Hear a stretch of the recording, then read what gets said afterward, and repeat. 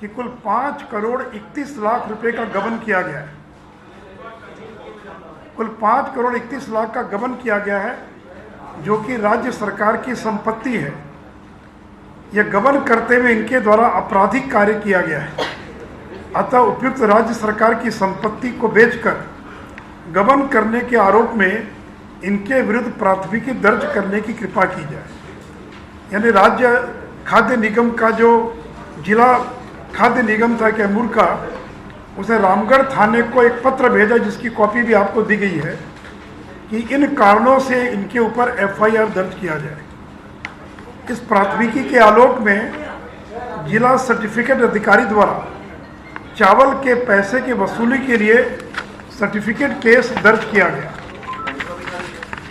मित्रों, इस मामले को सुधाकर सिंह ने पटना हाईकोर्ट में चैलेंज किया और अपनी एफआईआर को रद्द करने के लिए याचिका दाखिल की, जिसको पटना हाईकोर्ट ने 2014 में खारिज कर दिया।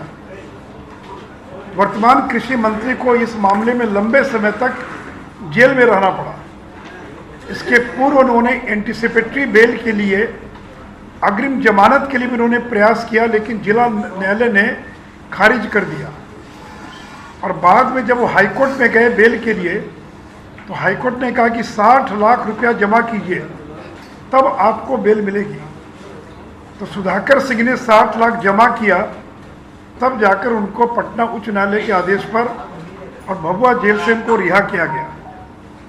मित्रों, इस मामले को इन लोगों ने ये चुनौती नहीं दिया इस मामले को कि हम पैसा देंगे कि नहीं देंगे। ये जो पैसा था 5 करोड़ से ज़्यादा, इसकी वसूली कैसे की जाएगी, इसको लेकर विवाद था। तो अभी भी सुधाकर सिंह का राज्य सरकार पर 5 करोड़ 31 लाख और अगर 12 साल का ब्याज जोड़ लें तो 12 करोड़ से ज़्यादा का बकाया है।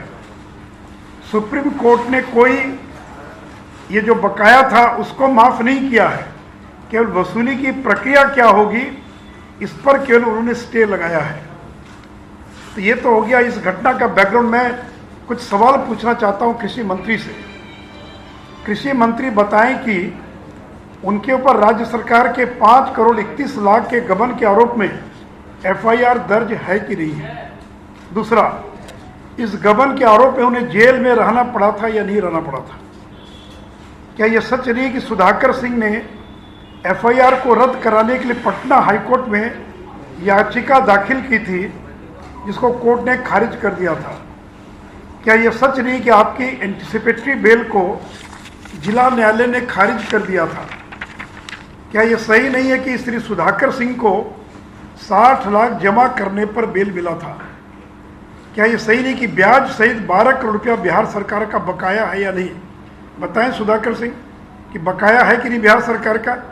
तो अगर बिजली का बिल भी बकाया है, पानी का भी बकाया है, टेलीफोन का भी बकाया है, तो बिहार सरकार वसूली की कार्रवाई करती है। तो ब्याज सहित 12 करोड़ रुपया बिहार सरकार का बकाया है कि नहीं है।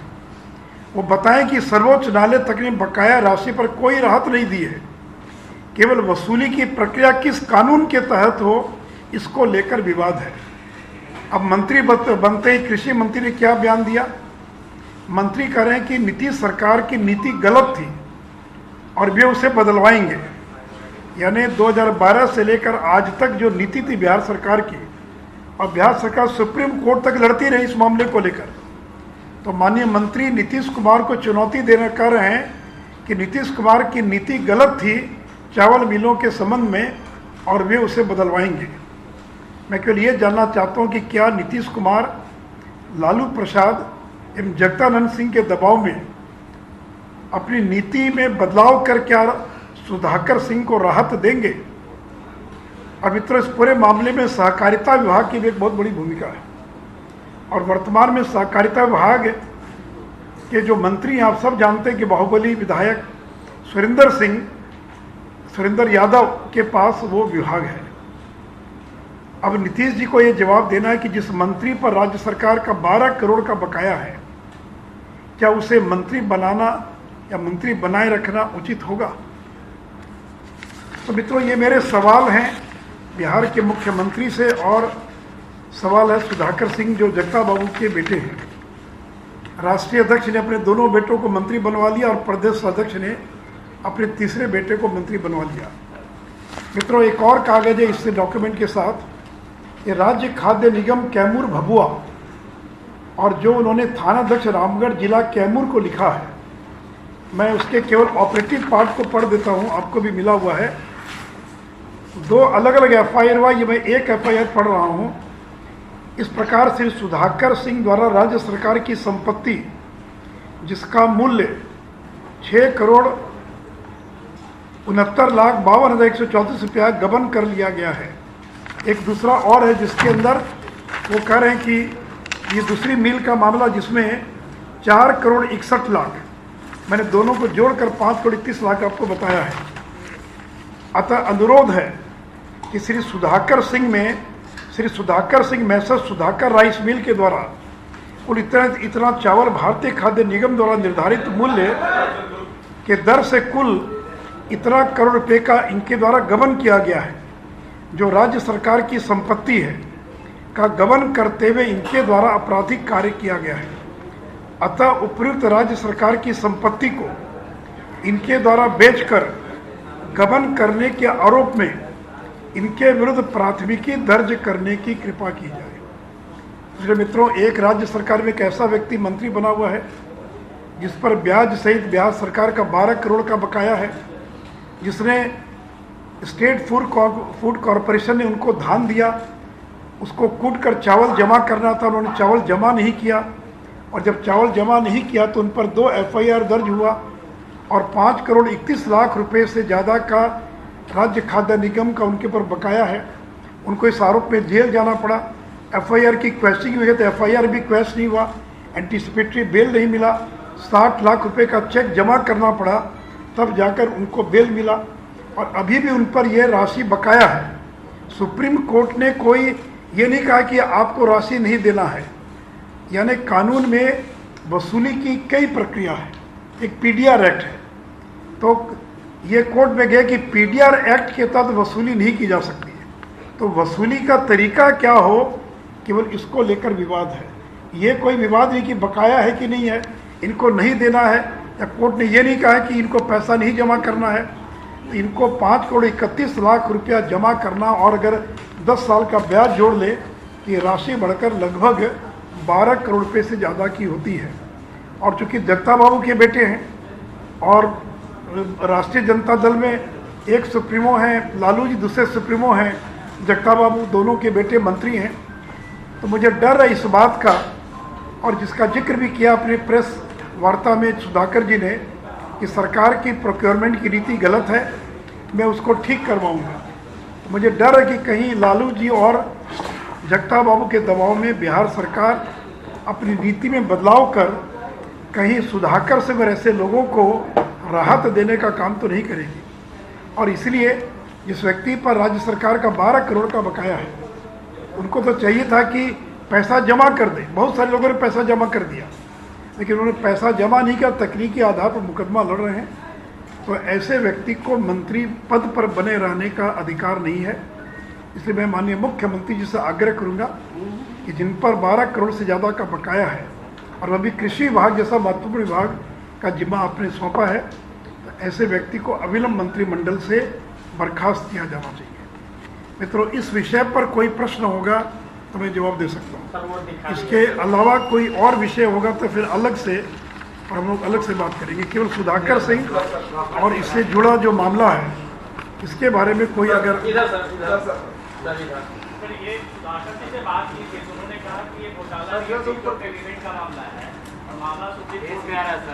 भी, मैंने तो आपको कागज में दे दूंगा आपको।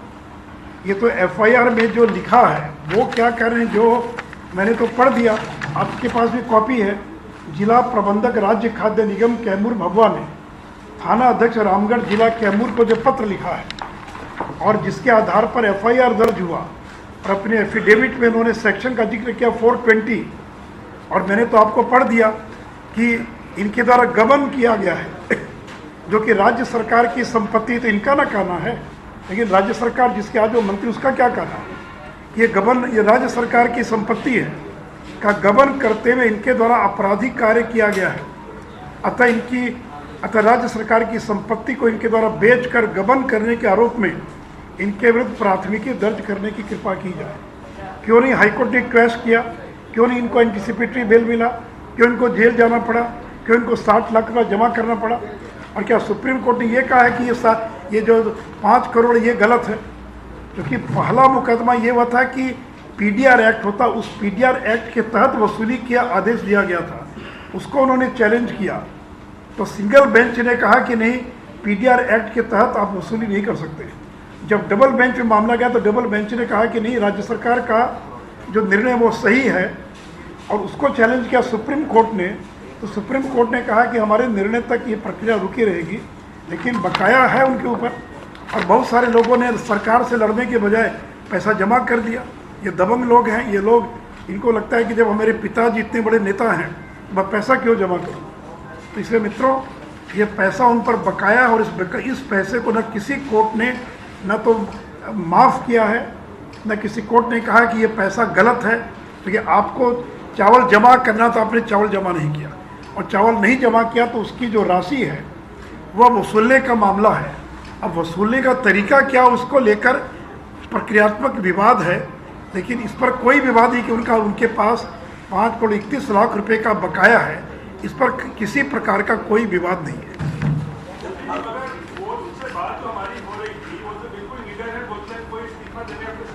अरे भाई, जब हाँ,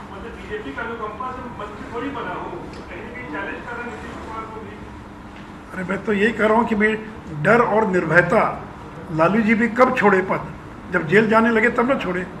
और आज भी जो लोग आरोपी हैं, बेल पर हैं, वो तो सीना तान कर हैं। तो सीना तान करके रहने से नहीं होता, जनता भी चीज़ों को देख रही है ना, और कानून भी अपना काम करेगा। तो ये तो तकाजा आपका है, तकाजा कि आप अपनी मंत्रिपरिषद में कैसे लोगों को मंत्रिपरिषद में शामिल करते हैं।